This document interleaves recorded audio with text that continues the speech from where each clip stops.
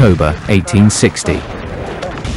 After fierce fighting, the British and French take the city of Beijing, the capital of the Chinese Empire. Emperor Xianfeng, desperate, has to flee at the last minute to avoid capture by the Europeans. But this only makes things worse. In an act of fury and disorder, the Anglo-French burn the Chinese summer palace, the Versailles of the East. For 3 days, the Europeans burn and loot this beautiful complex, symbolizing China's humiliation before the colonial powers. After this, the Eastern monarch must sign the Tianjin Treaty, which obliges China to open trade, re-legalize the sale of opium, and open ports and embassies to the aggressor countries in addition to compensating them. While this is happening, China is in the midst of the worst civil war in its history, the rebellion of the Celestial Kingdom, which will cost between 20 and 30 million lives.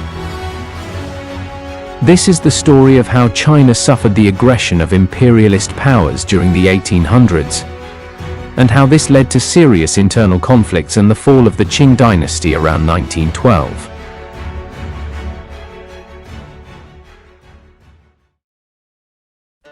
Towards the beginning of the 1800s, China was ruled by the Qing dynasty, having just defeated the so-called White Lotus Rebellion. This rebellion had been spearheaded by a sect from the mountainous region of Sichuan and had spread throughout the country in the form of guerrilla warfare. Disaffected workers had united to protest the rampant corruption of the Chinese state. After several years of conflict, the government managed to prevail and defeat the rebels, but at a very high cost to its finances. They had spent the equivalent of 5 years of tax revenue, leaving the government severely damaged. The Qing dynasty never regained its former prestige, and this was the first point of decline in a path that was just beginning. Beyond the rebellions, during this same period, China's population growth was driven in part by the cultivation of peanuts, potatoes, and sweet potatoes, which could grow in more adverse conditions than traditional crops such as rice or wheat. The arrival of these new crops was facilitated by the opening of private trade in 1685. Customs offices were established in coastal cities, the most important being Canton, in southern China next to the Portuguese Macau and the future Hong Kong. After several decades, the Chinese began to control trade more closely, leaving Canton as the only legal port for trade with the West and creating a guild of merchants who were the only ones authorized to trade with Europeans. This guild, called Kohong, managed trade between China and Europe for 80 years. The person in charge of supervising everything was the supervisor of customs, also known as Hoppo, who was responsible to the emperor. European merchants could only deal with Kohong merchants or the Hoppo customs supervisor, and never with the provincial governor or any other Chinese authority.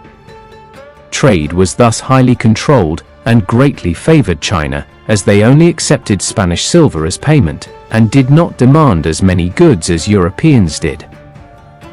Europeans bought tea and porcelain en masse and paid for them with silver coins, but the Chinese did not buy even a fifth of that volume in Western goods. This generated a very high trade deficit for Europeans, who were unable to sell their products to the Chinese market. China had found a way to enrich itself and control the situation like never before in its history, but that was about to change. Since the early 1700s, the British Empire had begun illegally selling the opium it grew in India. Opium is a drug that mixes substances with tobacco to be smoked, having a sedative effect and being highly addictive. Opium smuggling into China had been banned in 1729 and on several other occasions, leading to the death penalty. But this did not stop either the English or the Chinese mafia who traded it. By 1810, the opium trade had spread so far in China that Emperor Jiaqing himself issued a desperate edict stating, "Opium is harmful. Opium is a poison which undermines our good customs and morality. Its use is prohibited by law." Opium consumption also went against Confucius's philosophy so widespread in China. One of his famous sayings was that vices come as passengers, visit us as guests, and stay as masters. Opium was sold to British merchants operating mainly in Canton, who in turn resold it to Chinese merchants who formed a distribution network that reached much of the country. Under this system, England illegally sold some 1.4 billion tons of opium to China. Ironically, while they sold it in China, they banned it in British India. The situation was out of control, and by 1829, the emperor again banned the sale and consumption of opium. In 1839, the Daoguang emperor appointed the governor of Canton, Lin Setsu, as imperial commissioner to eradicate opium consumption in Guangdong province, where the city of Canton was located, the entry point to all of China. Just before acting, Lin Setsu proceeded to write a letter to Queen Victoria of England as a warning. It seems that this poisoned merchandise is being manufactured by some diabolical people in places subject to your law. I have heard that smoking opium is prohibited in your country. This means that you are not unaware of how harmful it is, but instead of prohibiting the consumption of opium, it would be better if you prohibited its sale, or better yet, its production. All opium discovered in China is thrown into boiling oil and destroyed. From now on, every foreign ship arriving with opium on board will be burned. Then, not only will you not get any benefit from us, but you will be ruined in the business. Don't say later that you weren't warned in time. This letter never reached the English Queen, but it was published in the Times of London. That same year, the official Lin Setsu proceeded to confiscate and destroy 20,000 crates of opium, worth £5 million at the time, which were in the hands of British drug traffickers. The British authorities in Canton promised the English merchants that the English government would compensate them, although in reality, the English government was not in a good financial position to pay them. This massive seizure of opium ultimately sparked the war, which was voted in the English Parliament by 272 votes to 262. Despite the fact that a large part of the population and half of Parliament were against the sale of opium as a drug in China, the British hardliners managed to go to war and open the trade at gunpoint. Little by little, the United Kingdom began to assemble a fleet around Canton, sending ships from its colonies in India, Singapore, and Australia. Following this, the British blocked the city's access to the sea and proceeded to occupy Hong Kong Island in January 1841. By March, the British had landed and taken the city of Canton without many casualties, while the Chinese, due to their antiquated weapons, were unable to put up effective resistance. The Chinese ships were no match for the modern warships of the Royal Navy and its superior organization. After this, and by May 1842, the British also occupied present-day Ximen and several other ports on the Chinese coast. The British then decided to deal a definitive blow to the Qing's empire's finances by attacking the Yangtze River, where Chinese internal trade passed. With a force of 25 warships and 10,000 soldiers, the British managed to take Shanghai and Nanjing, and also capture barges carrying significant taxes that had been collected during those months. Although the British were far fewer in number, they were better organized and had far superior weapons. This entire situation ultimately led the Chinese to agree to negotiations in the city of Nanjing around August 1842. Thus, the first unequal treaty imposed on China was signed. The Chinese were required to compensate the United Kingdom for the costs of the war, and also the opium traffickers. In addition, tariffs on all British goods were eliminated, the single Canton trade system was ended, the opium trade was liberalized, and English sovereignty over Hong Kong Island was recognized forever. English subjects in China would also be judged by English law, not Chinese law. This 1842 treaty marked the beginning of the so-called Century of Humiliation, characterized by foreign invasions, unfair treaties, famine, and rebellion. Barely 2 years later, due to China's absolute weakness, the United States and France managed to obtain similar terms in the treaties of Wankia and Whampoa. In this way, the Chinese ultimately lost control of their trade to the Western powers, and the economic erosion and national humiliation plunged the imperial government into a crisis from which it would never recover. As a result of the bankruptcy of the Chinese government and the signed treaties, the largest rebellion in Chinese history, the Taiping Rebellion, erupted in January 1851. This revolt generated a total civil war unlike any other. Led by Hong Xiuquan, this revolt aimed to eliminate the Manchu government of China, which was considered the devil on earth, and reinstate the Ming dynasty, but with significant changes. First, women would be equal to men, and there would be no social classes.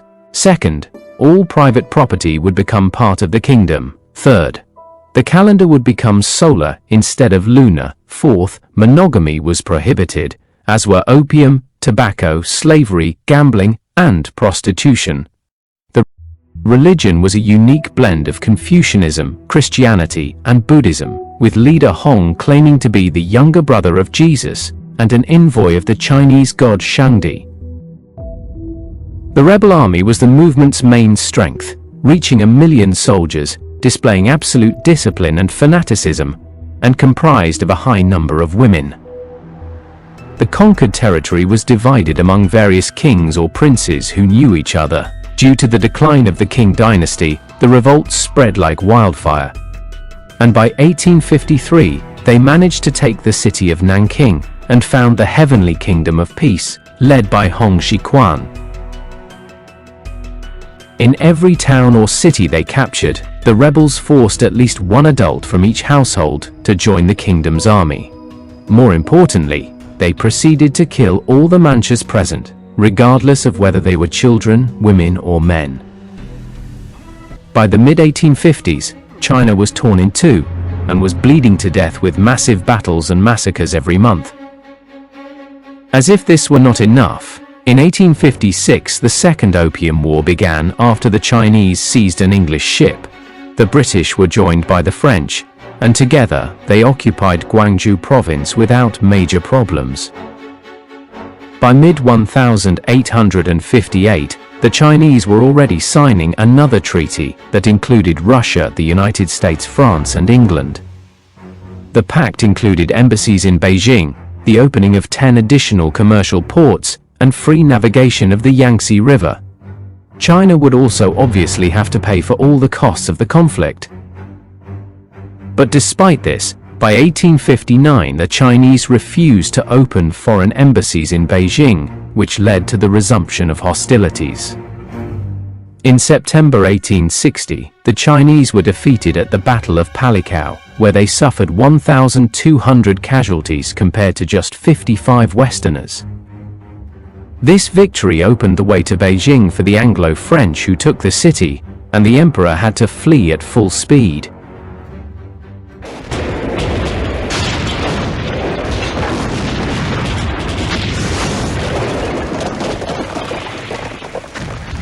Following this, the Manchu Chinese executed several of their captured prisoners in a gruesome manner, leaving them unrecognizable, which infuriated the Anglo-French.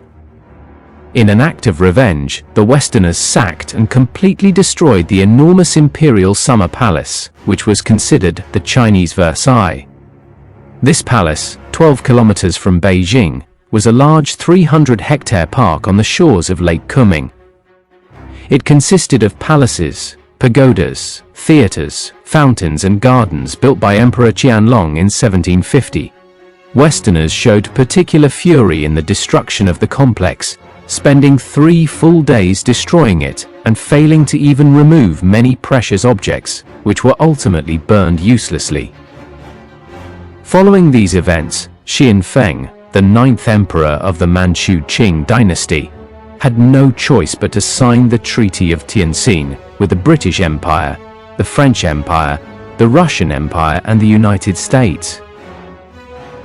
He accepted foreign delegations in Beijing, imposed war reparations on China, legalized the import of opium, and legalized the arrival of Christian missionaries.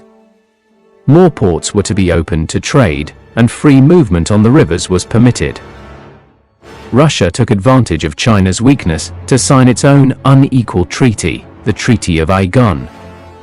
As a result, China obtained the left bank of the Amur River, where it would found Vladivostok. China must relinquish its rights to Sakhalin Island, and as part of the agreement, China must cede part of Manchuria to the Russian Empire. As if this were not enough, this weakness led the powers to divide China into zones of influence, just as they would do with Africa a few years later. For Russia, the entire border from Central Asia to the border of Korea on the Yalu River. For France, the areas bordering Southeast Asia, which would pave the way for the future colony of French Indochina. And for Great Britain, the regions bordering India and Nepal. The ports remained open to full trade, and colonial enclaves such as Hong Kong and Macau remained. While all this was happening, the Chinese civil war between the Qing dynasty and the Heavenly Kingdom of Peace continued at an intense pace. Around June 1861, the Battle of Shanghai began, which would last a year and be won by the Qing dynasty. In this struggle, the British and French helped the Qing defend the city, using modern artillery and training a special group of Chinese soldiers. Nicknamed the Army That Always Wins, it was led by the Englishman George Gordon, and trained in Western warfare tactics, and equipped with modern equipment. This group of up to 5,000 soldiers would be key to finally crushing the rebellion. The final battle against the Celestial Kingdom took place in March 1864 in the kingdom's capital, Nanking. Troops loyal to the Qing dynasty emerged victorious after taking Purple Mount, where they had installed cannons. Meanwhile, rebel leader Hong Xiuquan died of poisoning after eating plants from his palace garden. After Hong's death, General Liu Shucheng took command of the defense to oppose his imperial rival, General Zheng Guofan. Zheng Guofan, a very decisive general, ordered and succeeded in digging an underground tunnel to blow up the wall surrounding Nanking.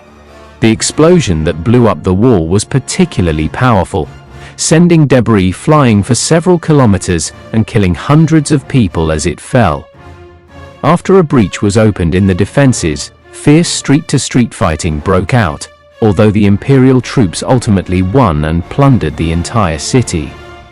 The Battle of Nanking ended with the assassination of Liu Shicheng, who had replaced Hong after his death. The casualties of the battle were unclear, although they are estimated to have been more than 100,000 on both sides. The rebellion of the Celestial Kingdom would ultimately die out in the final battles of Hubei and Fujian, where casualties were also counted in the tens of thousands. In total, the conflict between the Qing dynasty and the Celestial Kingdom ultimately claimed between 20 and 30 million people over its 14-year duration. To finally pacify the empire, both Zheng Guofan's army and the always victorious one, led by George Gordon, were sent north to defeat the much more disorganized and smaller Nian rebellion. This rebellion, mainly peasant, had existed for a decade in defiance of imperial authority. It was soon crushed, and general order returned to the Qing dynasty's empire, which was now in a serious coma. Both the Celestial Kingdom Rebellion and the two Opium Wars, along with the unequal treaties, plunged the Qing dynasty's Chinese empire into a crisis that would soon erupt again. But while chaos reigned in China across the sea, the Meiji Restoration was taking place in Japan. This was an economic and political process that in just 3 decades would propel Japan into industrial modernity. The feudal Japan of shoguns and samurai had died, giving way to a thriving industrial country with great ambitions for Asia. The Japanese, enjoying social order and a growing industry, ended up going to war against battered China. In 1894, following political turmoil, both countries sent troops to Korea to protect their interests. The Japanese ended up imposing a pro-Japanese government in June of that year, and to top it all off, they also sank a Chinese ship without warning. War broke out, and the Japanese showed off, winning battle after battle. The Chinese army, although modernized after the Opium Wars, lacked training and discipline, which ultimately tipped the balance in favor of Japan. By April 1895, the Chinese government capitulated and signed another humiliating surrender, the Treaty of Shimonoseki. In this treaty, China agreed to pay war reparations, open its rivers and ports to trade, and recognize the independence of Korea, a country that would henceforth remain under Japanese influence. And it also cedes the island of Taiwan and the Pescadores Islands archipelago to the Empire of Japan. As war reparations, Japan also retained the strategic enclave of Port Arthur in northeast China and the rest of the Liaodong Peninsula, but due to diplomatic pressure, it was finally forced to cede them to the Russian Empire. China could only watch all this helplessly. Until then, Japan had been viewed by the Chinese as a minor country that absorbed their culture. But now the disciple humiliated the master, and there was nothing they could do to prevent it. The humiliation by Japan and the rest of the foreign powers led to the beginning of the Boxer Uprising in 1898, initially comprised of martial arts practitioners. The situation began with attacks on churches and Christians under the slogan, "Support the Qing and destroy foreigners." The Boxers swore loyalty to Empress Cixi, and anti-foreign sentiment spread throughout China.